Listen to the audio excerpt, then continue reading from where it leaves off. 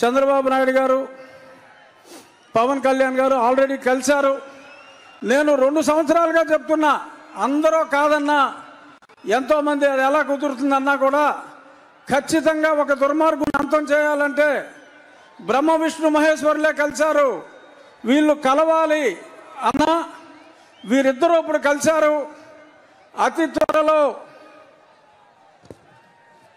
నా ఆకాంక్ష కృష్ణార్జునులై వీరిద్దరూ కురుక్షేత్రంలో ఈ 151 మంది అంటే అభినవ కౌరవులు 151 వీళ్ళందరినీ తుదముట్టించే కార్యక్రమంలో ఆనాడు ఆ జెండా మీద, కాషాయ జెండా మీద కపిరాజు ఉంటే నేను ఊహించేది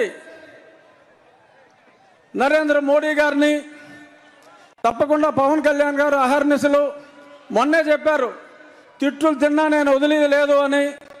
తప్పకుండా రాబోయే 4-5 రోజుల్లో ఒక గొప్ప అద్భుత సృష్టికి అంకురార్పణ జరిగి ఇప్పుడు మనల్ని సర్వనాశనం భ్రష్టు పట్టించిన వ్యక్తి చరిత్ర పుటల్లో కలిసిపోయే సమయం వచ్చింది.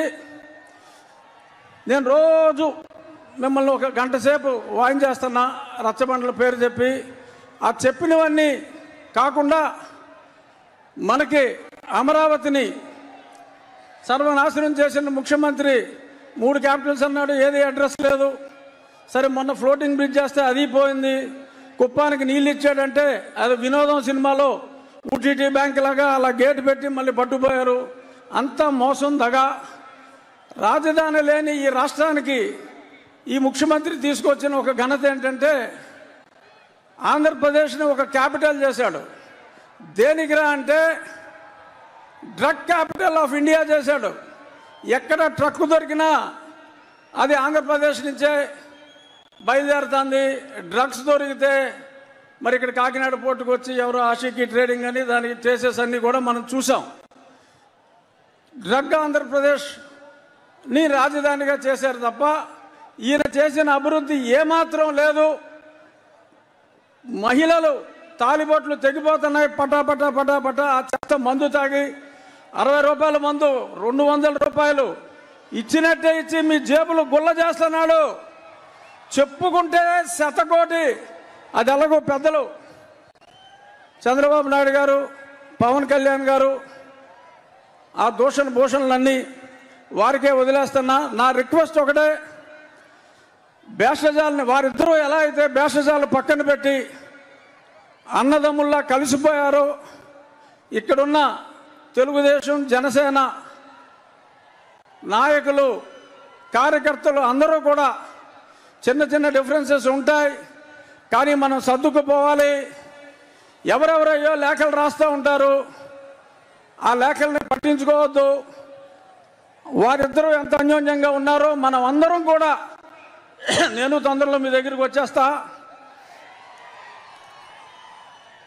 ఎప్పుడు మా ఈ సాక్షి పేపర్లో ఇంట్లో రాస్తూ ఉంటారు, ఊరికనే ఆయన టికెట్ ఇవ్వడు, ఈయన టికెట్ ఇవ్వడు, ఆడు పని అవుట్ అని మాట్లాడుతూ ఉంటారు. వాళ్ళిద్దరు ఎదురుగుండానే చెప్తున్నా, మళ్ళీ నరసాపురంలో ఇదే కూటమి నుంచి నేను పోటీ చేస్తున్నా. ఇంతకంటే పెద్ద సభ మళ్ళీ వారిద్దరి సమక్షంలోనే అప్పుడు నేను కండక్ట్ చేస్తా. ఇప్పుడు నేను వెనకాల ఉన్నా, అప్పుడు నేను ముందుంటా, నేను కండక్ట్ చేస్తా. ఎందుకంటే ఇప్పుడు నేను ఏ పార్టీలో లేను కాబట్టి వెనకాల ఉన్నా. చాలామంది ముందున్నారు. ఇంకా పార్టీల్లో చేరబోయినప్పటికీ మరి కొంత చొరవ తీసుకుని జై తెలుగుదేశం, జై జనసేన, జై బీజేపీ. Thank you. ఇప్పుడు పార్లమెంటు మాజీ సభ్యులు, సీనియర్ నాయకులు శ్రీ పవన్ కళ్యాణ్ గారి యొక్క విధానం